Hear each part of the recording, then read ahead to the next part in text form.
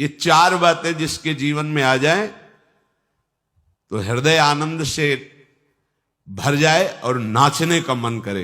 ये चार बातें, और ये चार बातें उसी के जीवन में आती है जिस पर भगवान की विशेष कृपा होती है। जो हो चार बात एक ठोर, जो हो चार बात एक ठोर, तो मन मीत मिले मोहन ते, वो बने रसिक सिरमौर। जो हो चार बात एक ठोर, एक ब्रज जन्म दूजो मानुष तन, विद्या ज्ञान प्रकाश, पूर्वले की लागी लाल सो, ही भक्ति आभास। इतने हूं पे नहीं करे कृपा कहूं, तो करिए सत्संग दया विचार, भक्ति जन पेरे रहस रंगे रस रंग। ये जिस शरीरधारी को ये चार बातें मिल जाए वो रसिक सिरमौर हो जाएगा और उसका मित्र होगा मनमोहन ठाकुर। ललित त्रिभंगी श्याम सुंदर अखिल ब्रह्मांडों का नायक तुम्हारा दोस्त बन जाएगा अगर ये चार बातें तुम्हारे जीवन में हैं। पहला, ब्रज में जन्म, दुर्लभ बात। अब हम इस पंक्ति में कैसे खड़े हो? ब्रज में जन्म हमारे हाथ की बात है, फिर तो हमारा मनुष्य जन्म गया। इसका क्या उपाय है कि इस पहली पंक्ति पे हम खड़े हो जाए?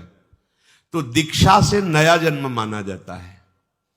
यदि वृंदावन रस का चिंतन करने वाले रसिक शिरोमणि सदगुरुदेव का आश्रय लिया जाए तो आपका ब्रज में जन्म माना जाएगा, क्योंकि आपका नया जन्म हुआ है। ये शास्त्र सम्मत बात है कि दीक्षा एक नया जन्म होता है।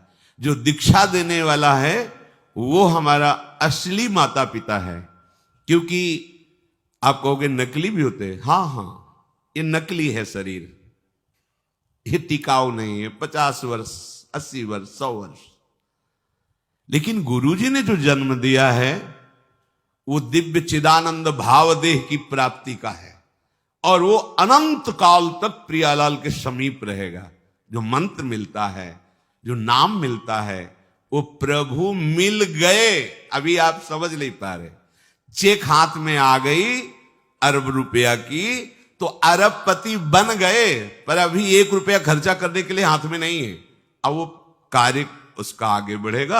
आप बैंक जाएंगे, वहां जांच होगी, आपको पैसा 1 अरब, पर आप अरबपति उसी समय बन गए जब चेक आपके हाथ में है। ऐसे ही दीक्षा मिली तो आप प्रभु के उसी समय हो गए। आपकी स्वीकृति, आज से मैं वैष्णव हो गया, श्री हरि का हो गया। अच्छा, बोले आप बोलते हो, बोलने से क्या, प्रमाण दीजिए। नागरीदास जी परम सिद्ध संत रस में, जो ये रस का सार भजन शिरोमणि स्वरूप है, नित्य विहार रस के सिद्ध रसिक कह रहे, श्री हरिवंश शरण जे आए, श्री वृषभानु कुंवरी नंद नंदन, निज कर अपनी चिट्ठी चढ़ाए। जहां कोई महाप्रभु हरिवंश चंद्र जी की शरण हुआ तो प्रिया प्रीतम निकुंज के रजिस्टर में उसका नाम लिख लिया। नागरीदास जी कह रहे, सही बात तो यह है कि उन्होंने हमें स्वीकार किया है, इसीलिए हमारी दीक्षा होती है, इसीलिए हमें सदगुरुदेव मिलते हैं। हमारे भाग्य का विषय नहीं, प्रियालाल ने मुझे घसीटा है, प्रियालाल मुझे स्वीकार किए। जिस दिन दीक्षा मिली उसी दिन चेक जैसे हाथ में मिली और अरबपति बन गए। उसी दिन आप प्रभु के हो गए, उसी दिन भगवत प्राप्ति के अधिकारी हो गए। अब जैसे आगे का प्रोसेस शुरू होता है, बैंक जाना, जांच करवाना, फिर सही निकलने पर रुपया मिलना, ऐसे ही अब आपकी जांच बैठेगी कि आप कैसे शरणागत हो। अगर आप कमजोर निकलते हो तो आपको फिर सहयोग मिलेगा भागवतिक, ऐसे मित्र मिलेंगे, ऐसा सत्संग मिलेगा, ऐसा शास्त्र स्वाध्याय होगा कि आपकी शरणागति नाटक नाटक न रह के सत्य हो जाएगी। इस मार्ग में यही तो बड़ा लाभ है कि झूठा खेले साचा होए। अगर नाटक से भजन करोगे तो तुम्हें सत्य भजनानंदी बना देंगे प्रभु। ये बड़े कृपालु है। तो दीक्षा नया जन्म माना जाता है। तो हमने यदि वृंदावन ब्रज के रसिक शिरोमणियों का आश्रय लेकर उनसे दीक्षा ली तो हमारा नया जन्म हो गया। शरीर का जन्म और दीक्षा का जन्म, इनमें दीक्षा का जन्म विशेष महत्वपूर्ण माना जाता है। तो एक शरीर का जन्म हुआ ब्रज में और एक हुआ दीक्षा का जन्म।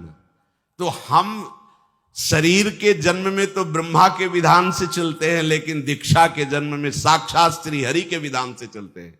हरि ने मुझे जन्म दे दिया, अब हम पक्के ब्रजवासी हुए, क्योंकि हमारा जन्म हो गया। क्या? दीक्षा जन्म। इसे कोई नहीं काट सकता त्रिभुवन में, यह सिद्धांत है। अच्छा, ब्रज में सुअर कुत्ता कीट पतंग के रूप में जन्मे, अहोभाग्य, महापुरुषों ने मांगा है। पर कह रहे दूजो मानुष तन, और कई मनुष्य शरीर से, तो हम कथा कह सकते हैं, सुन सकते हैं, नाम कीर्तन कर सकते हैं, नृत्य कर सकते हैं, प्रभु के लिए चीख चीख कर पुकार सकते हैं, और हम प्रभु की सेवा कर सकते हैं। लेकिन हम पशु पक्षी बने तो हम श्री जी की सेवा नहीं कर पाएंगे, हम प्रभु का यश नहीं गा पाएंगे, हमारी भाषा पशुवत रहेगी। वो दिव्य निकुंज की बात अलग है। देखो ना, यहां पशु पक्षी सब सौभाग्यशाली, तब कैसा जीवन है। अगर मनुष्य जन्म है तो देखो, आप बैठे सत्संग सुन रहे हो, आप नाम कीर्तन, आप पद में नृत्य करेंगे, आनंदित होंगे। मनुष्य जन्म और ब्रज में जन्म, मनुष्य जन्म, ब्रज में जन्म। जन्म का मतलब आप निराश नहीं होंगे, ये सिद्धांत मान लीजिए। दीक्षा एक नया जन्म, तो हम भी ब्रजवासी। हरिराम व्यास जी कह रहे ना, हे हरि हम कब हुई हैं ब्रजवासी। तो हरिवंश महाप्रभु की शिष्यता स्वीकार की, अखंड वृंदावन वास आजीवन हरिराम व्यास जी ने किया। क्योंकि मनुष्य शरीर में विद्या और ज्ञान का प्रकाश होता है, अन्य जीवों के शरीरों में नहीं। इसलिए मनुष्य जन्म और ब्रज में जन्म, और इसके बाद तीसरी बात कह रहे हैं, हरि मिलन की लालसा, भगवत प्राप्ति का उद्देश्य। ये जो चार बातें बता रहे बड़ी दुर्लभ है। ब्रज में जन्म, मनुष्य शरीर से जन्म, और हमारे हृदय में भगवत प्राप्ति की लालसा। बोले भगवत प्राप्ति की लालसा तो बहुत कठिन है। तो अब चौथी बात कर रहे हैं, जो कृपा से कहीं सत्संग मिल जाए तो ये लालसा जागृत हो जाएगी भगवत प्राप्ति की। ये चार बातें जिसके जीवन में है, ब्रज में जन्म, मनुष्य शरीर, भगवत प्राप्ति का उद्देश्य और नित्य सत्संग, जान लो इससे बढ़कर कोई कृपा नहीं हरि के पास देने की, क्योंकि इसी में हरि बंध जाते हैं।